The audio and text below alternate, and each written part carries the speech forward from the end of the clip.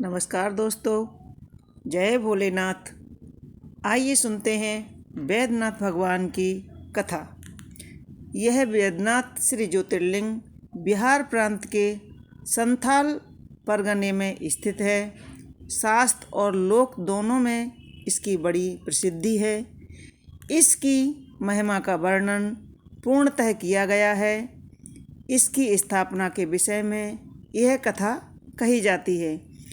एक बार राक्षस राज रावण ने हिमालय पर जाकर भगवान शिव शंकर की दर्शन प्राप्त करने के लिए घोर तपस्या की।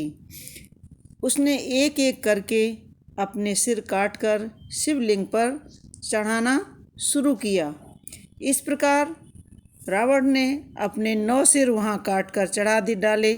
जब वह अपना 10वां और अंतिम सिर काटकर चढ़ाने के लिए उद्यत हुआ, तब भगवान श्री भोलेनाथ ने अति प्रसन्न होकर और संतुष्ट होकर उसके समक्ष प्रकट हुए और शीश काटने को उद्यत रावण का हाथ पकड़ लिया। उन्होंने उसे वैसा करने से रोका।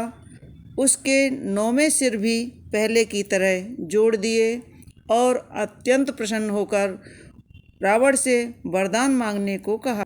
रावण ने वर के रूप में भगवान शिव जी से उस लिंग को अपनी राजधानी लंका में ले जाने की आज्ञा मांगी।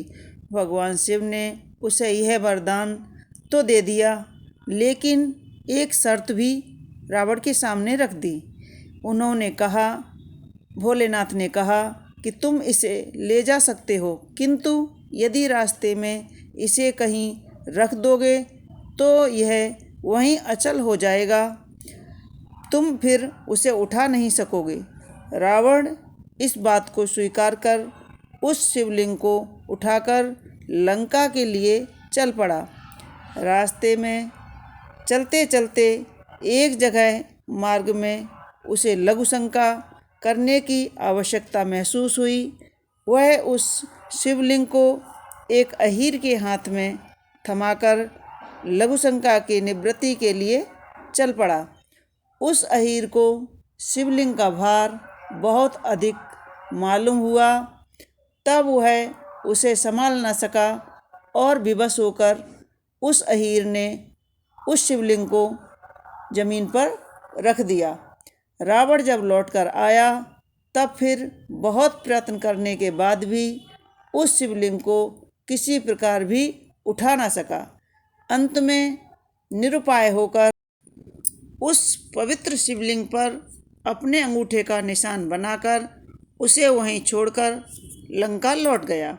तत्पश्चात ब्रह्मा, विष्णु आदि देवताओं ने वहां आकर उस शिवलिंग का पूजन किया। इस प्रकार वहां उसकी प्रतिष्ठा कर वे लोग अपने अपने धाम को लौट गए। यह श्री ज्योतिर्लिंग वैद्यनाथ के नाम से जाना जाता है। यह वैद्यनाथ ज्योतिर्लिंग अनंत फलों को देने वाला है। यह 11 अंगुल ऊंचा है। इसके ऊपर अंगूठे के आकार का गड्ढा है।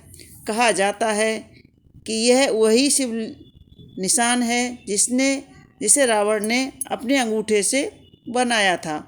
यहाँ दूर दूर से तीर्थों का जल लाकर चढ़ाने का विधान है। रोग मुक्ति के लिए भी इस ज्योतिर्लिंग की महिमा बहुत प्रसिद्ध है। पुराणों में बताया गया है कि जो मनुष्य श्री वैद्यनाथ ज्योतिर्लिंग का दर्शन करता है, उसे अपने समस्त पापों से छुटकारा मिल जाता है। उस पर भगवान शिव की कृपा सदा बनी रहती है। दैहिक, दैविक, भौतिक कष्ट उसके पास भूल कर भी नहीं आते हैं। भगवान भूत भावन की कृपा से वह सारी बाधाओं, समस्त रोगों को छुटकारा पा जाता है।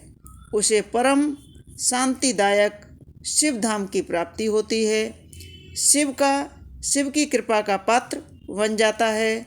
सारे संसार के लिए सुखदायक होता है। उसके सारे कृत्य भगवान शिव को समर्पित करके किए जाते हैं। सारे संसार में उसे भगवान शिव के ही दर्शन होते हैं। सारे प्राणियों के प्रति उसमें ममता और दया का भाव होता है। सभी भेदों में उसकी अभेद दृष्टि हो जाती है।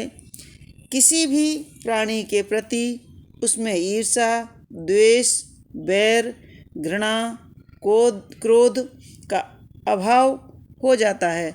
ऐसा भक्त सदैव सभी के लिए कल्याण और हित में लगा रहता है।